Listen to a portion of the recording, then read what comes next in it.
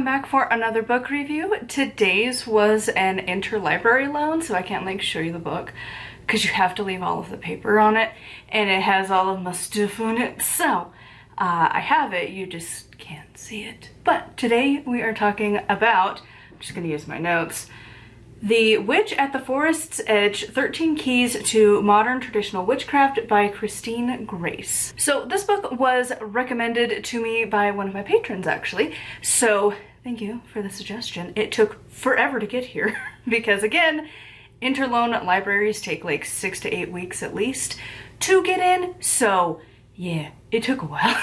But this is one that was recommended to me, so thank you for the recommendation. I've now got a nice little list of books that y'all want me to talk about, so most of them are interloan library things, if they even have them. So a lot of it is a waiting game, but this one finally came in. So this book talks about this particular tradition being the like hedge witch forest edge thing, their tradition.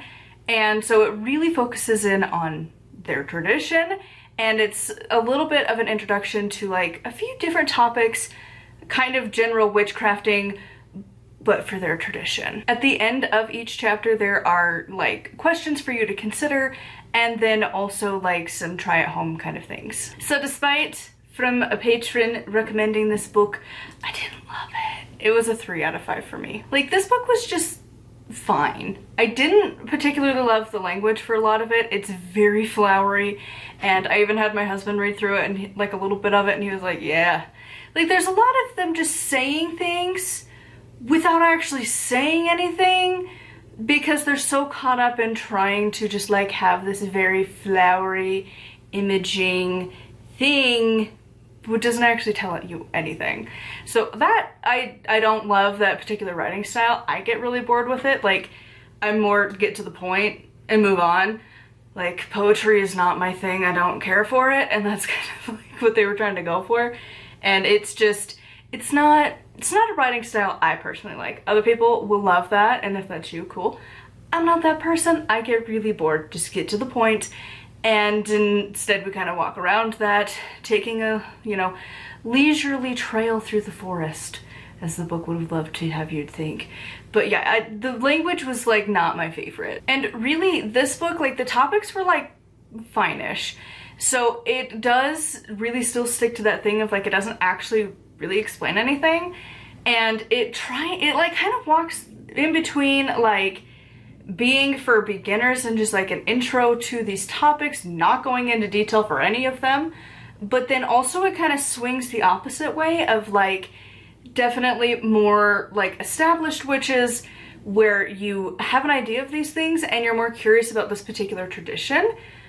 But again, it doesn't do much more than that. Like, it just kind of vaguely introduces a topic and then it moves back and forth of like kind of explaining it for beginners, kind of assuming you know things for the advanced, and just how they do it in particular, and just back and forth and back and forth. And you know, like there was a few good things in this book, you know, like there was one chapter talking about ancestors, and they had a couple of paragraphs on adopting and how did they word that? I actually wrote it down because I really liked it. So it's on page 28. The nature of adoption in this culture is that it is a way of making a person a blood relative.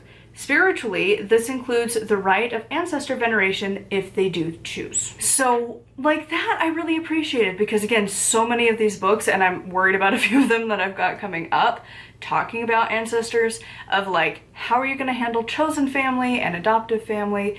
And there was a little slight variation between like adoptive family and like your chosen family, a smidge, and I feel like that's just more of a modern topic that we're just starting to cover as a society, and especially as witches. Like, we're still a relatively new religion anyways, and so like we have, you know, inspiration from the past, but we're still like a very modern religion. We're still figuring it out everywhere, and we've got like a bajillion different branches.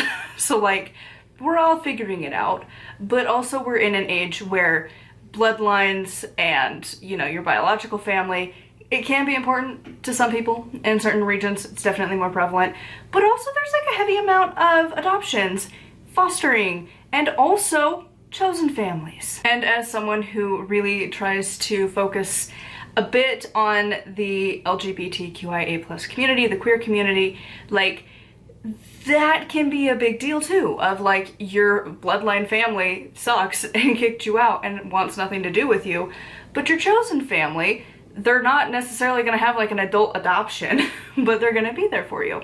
And like not every family is through legally binding contracts either. So I feel like the terms are starting to adjust. So it's nice when we can see a few books like starting to include little things like that.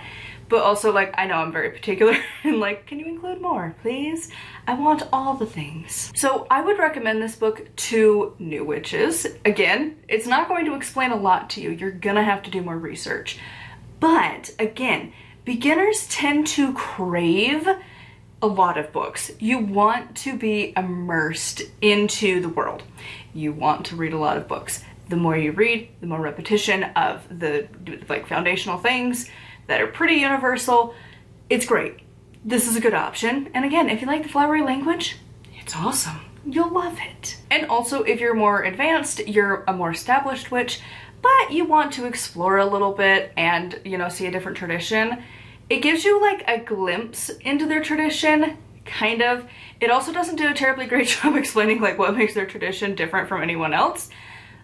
But I mean, it gives you an idea at least. So anyways, those are my thoughts on this book. I am going to have to figure out something else because this lighting, every time the sun moves and then it's like that time of the year where it's like the sun just, yeah, I gotta get like a curtain or something to try and block out the sun. But we tried that last year, I think, maybe the year before even, when I was recording in the basement and I had my basement window and then we would have this lighting situation.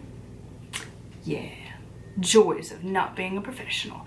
And also, we have clutter corner over here because I have a new wall tapestry coming and I moved my books, but you can't see them because why would that be a thing? So anyways, till next time, thank you for coming along. I would love to know your thoughts on this book and for listening to my rambles. And if you would like to support me, it's patreon.com/nightwillowcrafts. Over there on Tuesdays, I post exclusive book talks. I have a lot of Norse ones coming up because I went on a hunt and I got a lot of them all at once. So I've got a lot of those coming soon. And then I also on Thursdays post my audiobooks for my own books. If you want to listen to me read my book, it's a lot of editing. As we know, I suck at reading out loud, so be grateful that I did that. And then on Saturdays is when I talk about my own craft, what I'm up to, currently trying to get through STOW before the end of the year. So yeah, come along for the journey. Anyways, until next time, thank you so much for watching, and make sure to like, comment, and subscribe so the algorithm gods know that I post every single day. And until next time, blessed be.